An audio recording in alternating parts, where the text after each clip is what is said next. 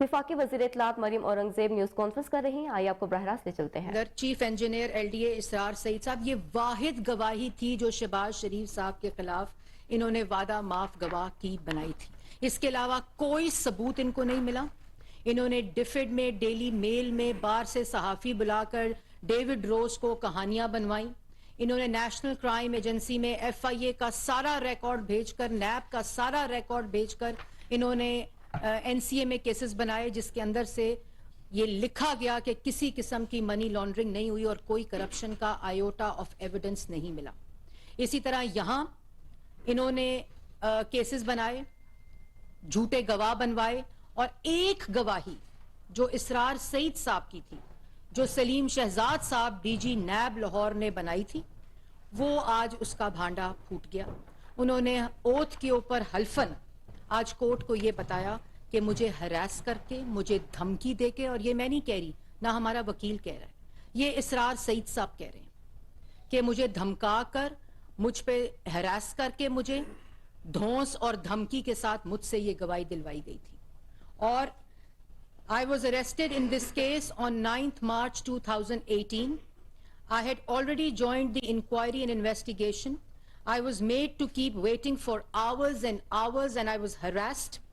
I joined the inquiry. I had been denying the allegations of instance reference or anything related to him. जिस वक्त उसको वादा माफ गवाह बनाया, वादा माफ गवाह जिस और हाई कोर्ट लाहौर में मेरिट के ऊपर शहबाज शरीफ साहब की बेल हुई, मेरिट के ऊपर, और उसके बाद जब नैब सुप्रीम कोर्ट गई और सुप्रीम कोर्ट के अंदर नैब ने खारिज करने के लिए शहबाज शरीफ साहब की बेल को गई, तो दोबारा इनको कहा गया कि तुम वहां गवाही दो।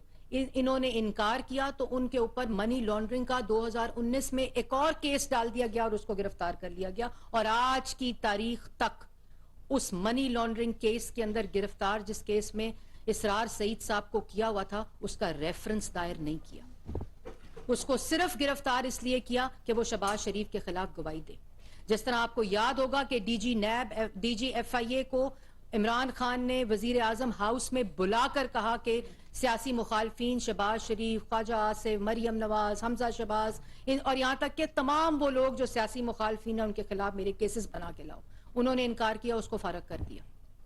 जो नैब के चेयरमैन थे, जो तैयबा गुल साहिबा जिनके खिलाफ हरासमेंट का केस लेकर गई थी, उन तैयबा गुल साहिबा को वजीर आजम हाउस में अगवा कर लिया गया।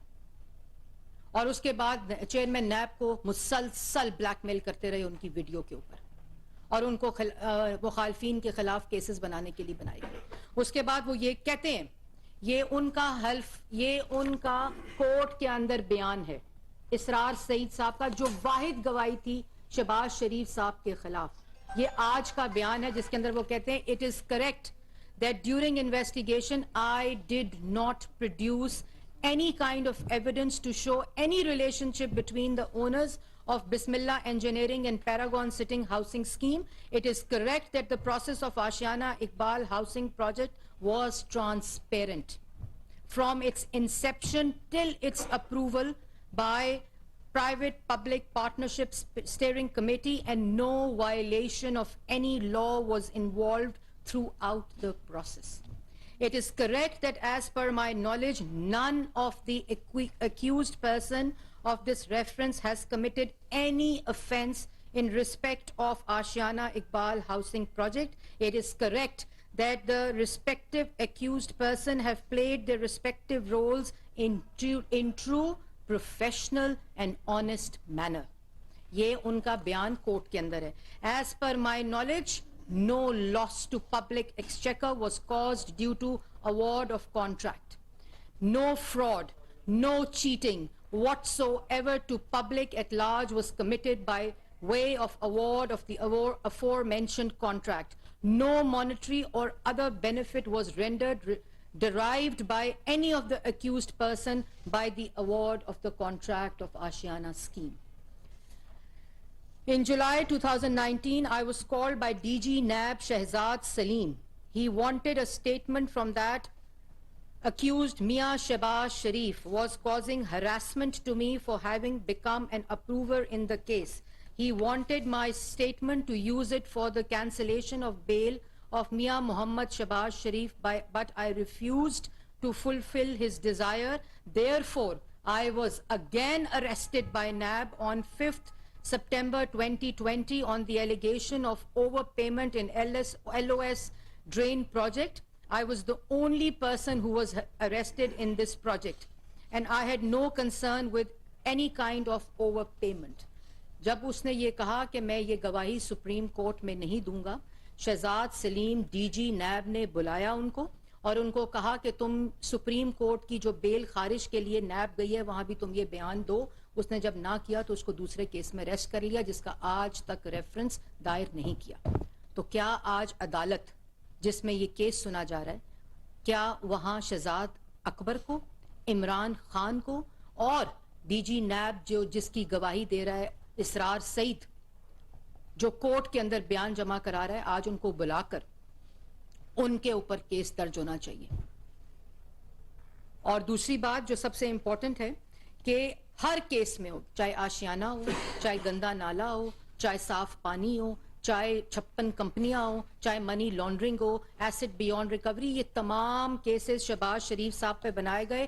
पहली दफा 5 अक्टूबर को अरेस्ट किया गया और आज अल्लाह ताला का निज़ाम देखें कि आज 14 फरवरी है और 14 फरवरी 2019 को शहबाज शरीफ साहब की बेल हुई। 241 दिन जेल में रहे, इन्वेस्टिगेशन कराई, हर रोज अदालत में पेश होते थे और पेशियां भुगती इन केसेस के दरमियान। उसके दोबारा जब उसमें कोई उनको जब बेल हुई मेरिट के ऊपर हाई कोर्ट में, तो दोबारा उनको 28 सितंबर 2020 को गिरफ्तार कर लिया गया और फिर उसके बाद 23 अप्रैल 2021 को उनकी बेल हुई। और इस दौरान जब इन तमाम केसेस में कोई सबूत नहीं मिला तो उन पे एसेट बियॉन्ड इनकम के जो केसेस थे वो डाल दिए, मनी लॉन्ड्रिंग का केस डाल दिया।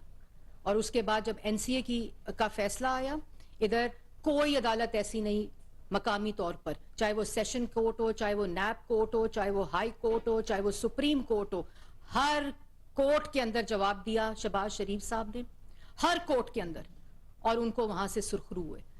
इसी तरह नवाज शरीफ साहब, इसी तरह मरियम नवाज, इसी तरह शाहिद खकान, मिफ्ता इस्माइल, सलमान रफीक, साद रफीक, ख्वाजा आसिफ, एक तवील फहरिस्त है, राना सनाउल्लाह, तमाम वो लोग, हमजा शहबाज, मरियम नवाज, तमाम ने अदालत के अंदर जवाबात दिए।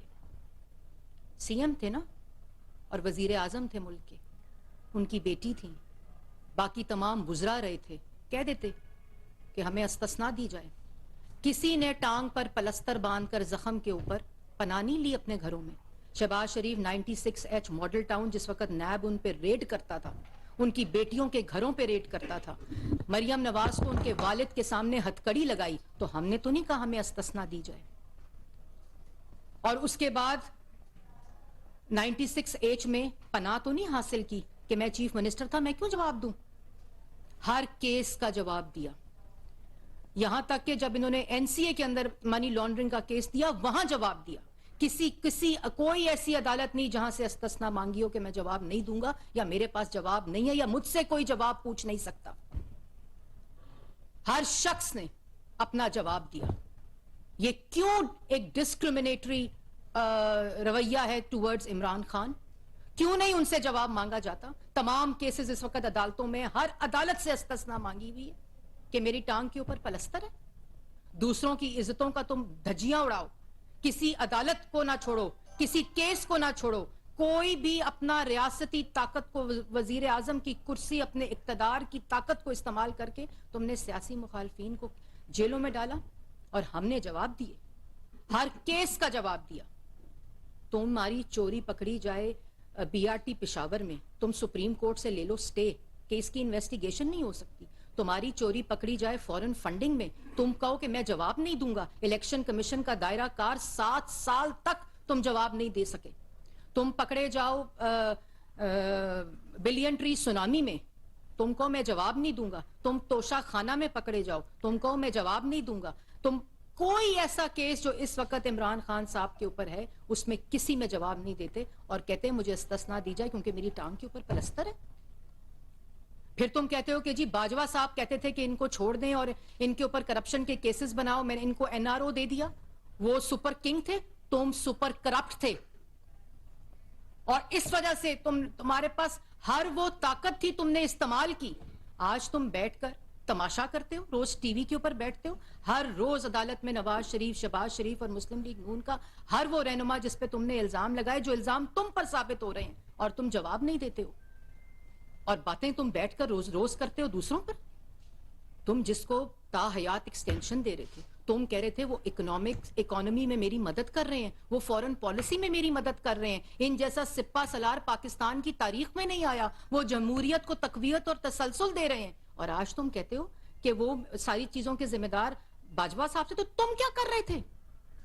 आप सिर्फ ये चाहते थे कि तमाम सियासी मुखालफीन जेलों में रहें, और जो प्रोजेक्ट जिसके ऊपर तुम काम कर रहे थे फॉरेन फंडिंग के तहत, कि पाकिस्तान की इकोनॉमी को तबाह किया जाए, अवाम को बेरोजगार किया जाए, मुल्क में महंगाई फैलाई जाए, और नौजवानों के जहनों को माजूर कर दिया जाए। जब तुम्हें पता चल गया कि तुम्हारा करप्शन का बयानिया हर अदालत में पिट गया है, आपको पता चल गया कि किसी किस्म का कोई सबूत तुम साबित नहीं कर सके, वादा गवाह माफ बयानात देकर जो वादा माफ गवाह बनाए, आज वो गवाहियां दे रहे हैं हर अदालत के अंदर कि किसी किस्म की कोई करप्शन नहीं हुई थी। तुमने लोगों के बच्चों को गिरफ्तार किया, तुमने लोगों की बहनों को गिरफ्तार किया, तुमने लोगों की बेटियों को गिरफ्तार किया, और कहते हो कि तुम्हारे पे पॉलिटिकल विक्टिमाइजेशन हो रही है।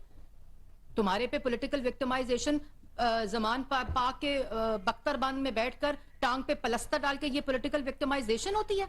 जिस तरह फरियाल तालपुर को घसीट कर जेल से ईद वाली रात, चांद रात वाले, तुम्हें किसी ने जमान पाक से घसीटा? तुम किस तरह की बातें करते हो? तुम्हारे लोगों को कोई पकड़ा जाए तो कहते हो पॉलिटिकल विक्टिमाइजेशन हो रही है। आज इल्जाम लगाते हो, गाली देते हो, कल उन्हीं लोगों से माफिया मांगते हो। तुम लोगों को जहनी माजूर समझते हो।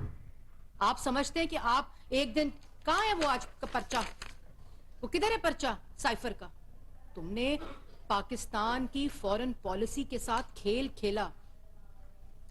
जब तुम्हें पता चल गया कि करप्शन का बयानिया पिट चुका है, तुमने साइफर निकाल लिया कि मुल्क के खिलाफ आलमी साजिश हो गई है। आपने साइफर निकाला, उसके बाद का आलमी साजिश हो गई है, फिर अमरीकी साजिश हो गई है, फिर बाजवा साहब ने साजिश कर दी है, फिर शहबाज शरीफ और नवाज शरीफ ने साजिश कर दी है, फिर मोहसिन नकवी ने साजिश कर दी है, और आज कहते हो जो सबूत सामने आ रहे हैं कोई अमरीकी साजिश नहीं हुई, कोई बैनुल अक़वामी साजिश नहीं हुई, किसी ने साजिश नहीं हुई, बाजवा साहब मेरे खिलाफ साजिश कर रहे थे। आप क्या आप लोगों को पागल समझते हैं? ये तौहीन है। वो जो लोग इनकी बातों को सच समझते हैं, ये उनकी तौहीन है। आज उनके लिए लम्हा फिक्रिया है। मैं किसी को मिली, ये जिस तरह स्टोरियां घड़ता है शख्स, मैं किसी को मिली तो मुझे वो बच्चा था बेचारा, उसने मुझे कहा कि आपने अमेरिका के साथ मिलकर इमरान खान की हुकूमत को गिरा दिया। आज वो लोग सुने जो इस बात पे यकीन करते थे, आज इमरान खान साहब कह रहे हैं, आज मरियम औरंगजेब नहीं, शहबाज शरीफ नहीं, मरियम नवाज या नवाज शरीफ नहीं, आज इमरान खान साहब खुद कह रहे हैं कि किसी किस्म की कोई आलमी साजिश या अमरीकी साजिश नहीं हुई थी। तो अगर तुम्हें पता था कि बाजवा साहब तुम्हारी हुकूमत गिराने लगे हैं, तो वोट ऑफ नो कॉन्फिडेंस की रात तुमने उनको ताहयात एक्सटेंशन देने की ऑफर की। और अगर आपको पता था कि सारे काम बाजवा साहब कर रहे हैं और इल्जामात आप पे लग रहे हैं, तो आप उस कुर्सी पर बैठकर क्या उसकी मुलाजमत कर रहे थे, जैसे मरियम नवाज शरीफ साहिबा ने आज कहा? तो आप क्या कर रहे थे? और आज आपका खाली ये बयान दे देना कि अमेरिका की साजिश नहीं हुई, खाली ये बयान दे देना कि आलमी साजिश नहीं हुई, आपने खुद इस बात का सबूत दिया है कि आप पे आर्टिकल 6 लगना चाहिए। ये, और जिस वक्त आपने ये इल्जाम लगाया, जिस वक्त आपने ये अमरीकी साजिश और ये साइफर का और ये बैरून मुल्क साजिश और अमरीकी साजिश का इल्जाम लगाया, उस वक्त आप वजीर आजम थे।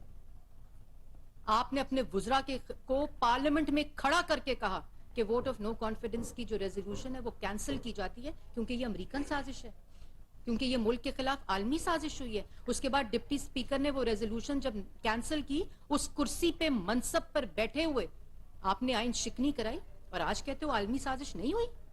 उसके बाद स्पीकर से कराई, उसके बाद सदर पाकिस्तान से कराई। आज और सुप्रीम कोर्ट का जो फैसला आया कि ये 5 लोगों ने जो बयान दिया है, वो तुमने आज उसका सबूत दिया है कि तुमने उन लोगों से ये झूठा बयान दिलवाया।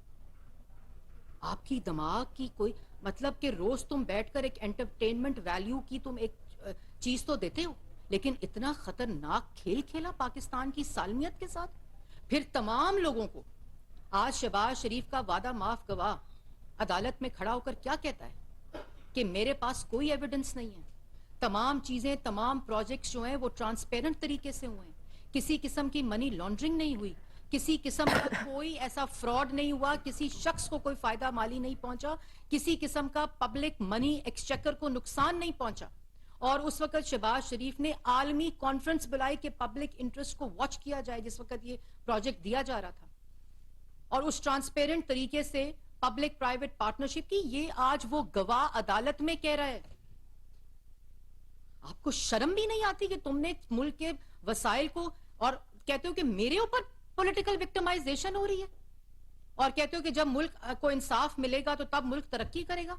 पाकिस्तान अब सिर्फ तब तरक्की करेगा जब तुम्हारे जैसे बेरूपिये, आप जैसे फ्रॉड, आप जैसे तमाशा, आपके अब लोग तमाशा तो देख सकते हैं लेकिन तुम पर यकीन कोई नहीं करता। तुमने इतना झूठ बोला, पाकिस्तान की मैशत की बुनियादें हिला दी। वो मुल्क जो 6.1% पर तरक्की कर रहा था वो मनफी 1% पर गया तुम्हारे दौर में, और आज पूछते हो दूसरों से। तुमने मैशत की बुनियादें हिलाई, तुमने अकाउंटेबिलिटी जो एहतसाब है उसको मजाक बनाया, उसको अपनी बदबूदार सियासत की नजर कर दिया। तुमने लोगों के हसद और बुग़्ज़ में, ताकि ये लोग जेलों में रहें और तुम्हारे खिलाफ कोई आवाज ना आ सके, बयानियां बयानियां बयानियां झूठ बोलते हो। मुल्क के जो फॉरेन पॉलिसी से तुमने खेल खेला। और उसके बाद जो सबसे इंपॉर्टेंट बात है कि अपनी मर्जी से जाली मुकदमे बनाकर, जबरदस्ती के गवाह बनाकर, सिलेक्टेड जजों के जरिए तुमने सियासी मुखालफीन को जेलों में रखा जो हर रोज की बुनियाद पर सुरखरू होते हैं। लेकिन आज नुकसान किसका हुआ है? आज नुकसान पाकिस्तान की आवाम का हुआ है, पाकिस्तान का हुआ है। लोगों की मैशत तबाह की, नौजवानों के हाथों से रोजगार छीना, मुल्क को महंगाई के तूफान के अंदर झोंका, और बैठ के टीवी के ऊपर 2 झंडे लगकर किस ढिठाई से बात करते हो? तुम समझते क्या हो कि पाकिस्तान की आवाम पागल है? लेकिन वो लोग जो इसकी बात सुनते हैं, जो इसकी बात पर यकीन करते हैं, ये उनकी तौहीन है कि वो इमरान खान साहब जो हैं वो उनको ज़हनी माजूर समझते हैं। मतलब कि तुम समझते थे कि तुम जाली मुकदमे बना लोगे, तुम जबरदस्ती के गवाह ले आओगे, तुम सिलेक्टेड जजेस लगा दोगे तो ये ताहयात ये नैरेटिव बना रहेगा। एक सबूत तुम पेश नहीं कर सके 4 साल, और आज कहते हो कि दूसरे चोर हैं। अगर चोर थे तो साबित करते। और तुम चोर हो क्योंकि तुम्हारे पास जवाब नहीं है, तुम अदालत नहीं जाते हो, तुम अदालत से इस्तिस्ना मांगते हो। तुमने जो डाके डाले हैं तुम्हारे पास जवाब नहीं, इसलिए तुम पलस्तर का बहाना बनाकर आज उधर बैठे हुए और नौजवानों को कहते हो जेलें भरो। बैठकर डुगडुगी बजाकर तमाशा करके रोज टीवी चैनल्स के ऊपर तुम झूठ बोलते हो, रोज बंगियां मारते हो। हंसी आती है आपके ऊपर, अब आपका जवाब देते हुए हंसी आती है, और दुख होता है कि तुम समझते क्या हो कि पाकिस्तान की आवाम और नौजवान जो हैं वो अकल नहीं रखते। लोगों को परसों भी चोर चोर कह रहे थे, आज क्यों नहीं अदालत गए? लाहौर की कोर्ट की अदालत जाते, लाहौर हाई कोर्ट की अदालत जाकर पूछते, बोलते, वहां सबूत देते। जो इसरार सईद कह रहा था उसकी नफी करते। आज शहजाद अकबर साहब जाते ना अदालत, जो पीआईडी में बैठकर लोगों की पगड़ियां उछालते थे तुम्हारे कहने के ऊपर, किधर है आज वो? जो पीआईडी की स्क्रीन और मीडिया पर फंसे रहते थे हर वक्त, किधर है वो शख्स आज?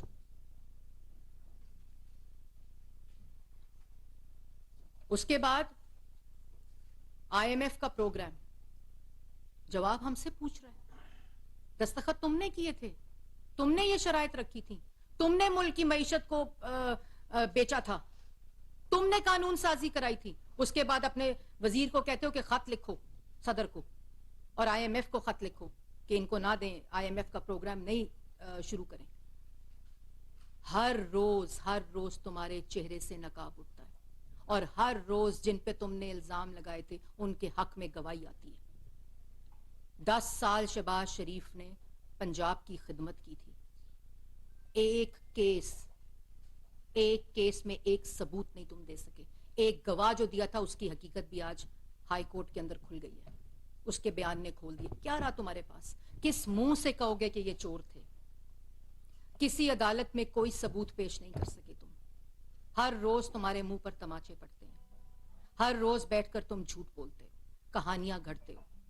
तुमने मुल्क की मईशत को नुकसान पहुंचाया, तुमने मुल्क की फॉरेन पॉलिसी को नुकसान पहुंचाया, तुमने पाकिस्तान के नौजवान के रोजगार को नुकसान पहुंचाया, तुमने लोगों के चूल्हे बुझाए। वो लोग जिनके पास रोटी सस्ती थी, आटा सस्ता था, चीनी सस्ती थी, मुल्क तरक्की कर रहा था, बिजली के मंसूबे बन रहे थे, तुमने उस कौम को महरूम कर दिया इस तरक्की से।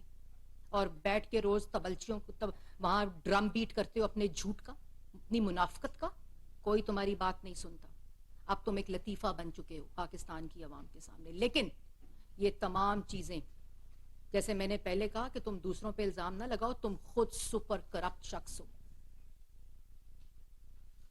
और तुम्हें हर चीज का जवाब देना पड़ेगा। ये बयानात देने से, टीवी पर बैठ जाने से तो तुमने लोगों पर इल्जाम लगाए हैं, जो तुमने मुल्क को नुकसान पहुंचाया है, वो इस तरह बात अब खत्म नहीं होगी। तुम्हें कटहरे में खड़ा करना पड़ेगा। आज सुप्रीम कोर्ट को लेना चाहिए नोटिस। जो फैसला सुप्रीम कोर्ट ने किया था कि ये आइन शिकनी हुई है, ये वोट ऑफ नो कॉन्फिडेंस और साइफर के मामले के ऊपर और आलमी साजिश के ऊपर, आज कटहरे में इमरान खान को क्यों नहीं बुलाया जाता? इससे बड़ा कोई कौमी इशू हो सकता है?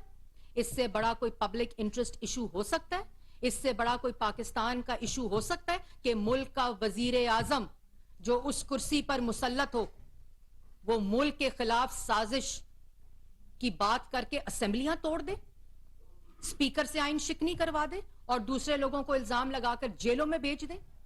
और आज एक सबूत सामने है, ये सब जवाबात आपको देने पड़ेंगे। ये इस तरह आराम से आप इससे फरार हासिल नहीं कर सकते। चाहे तुम जमान पाक में बैठो, चाहे तुम दूसरी टांग पे पलस्तर लगा लो, आपको ये जवाब देने पड़ेंगे।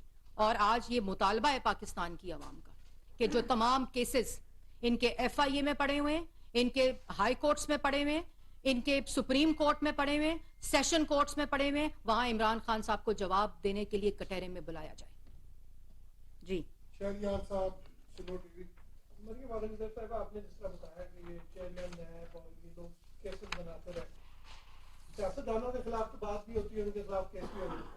क्या हुकूमत ये कोई इरादा रखती है कि जिन्होंने जाली केसेस बनवाए और इतना नुकसान कराया मुल्क का, शहजाद अकबर ने या साबिक चेयरमैन नैब ने या DG नैब लाहौर जो थे सलीम शहजाद साहब, उनके खिलाफ केसेस बनाने का कोई इरादा है? देखिए, जो होता है ना, ये तो टूल्स थे, ये तो इमरान खान साहब ने अपने सहूलतकार थे उनके, लेकिन जो सरगना था उसका क्या होगा? क्या वो एक पलस्तर बांध के अदालत को हर रोज ये कहेगा कि मुझे अस्तस ना दो, मैं जवाब देने नहीं आ सकता? इमरान खान साहब को जब तक ये सारे तो जो आपने नाम लिए, इन सबको बुलाना चाहिए, लेकिन इनका जो रिंग मास्टर था वो इमरान खान है। इमरान खान साहब उस वक्त कोई आम शहरी नहीं थे, वो मुल्क के वजीर आजम थे, जो सिलेक्ट होकर आए थे, जो मुसल्लत थे उस कुर्सी पे। उन्होंने अपने इक्तदार को, अपने उस ताकत को इस्तेमाल करके ये सारे काम किए। उनको जवाब देना पड़ेगा। वो ये नहीं कह सकते कि ये शहजाद अकबर ने किया है, ये शहजाद सलीम ने किया है, ये नैब के DG ने किया या नैब के चेयरमैन ने किया। ये सब काम इमरान खान साहब।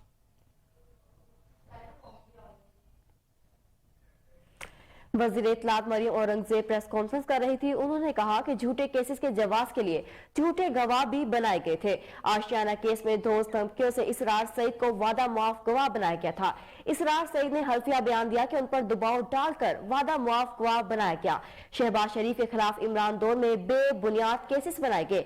शहजाद अकबर और उसकी टीम को शहबाज शरीफ के खिलाफ झूठे मुकदमात के लिए रखा गया। यहाँ वक्त हुआ एक शॉर्ट ब्रेक का, हमारे साथ रहिए।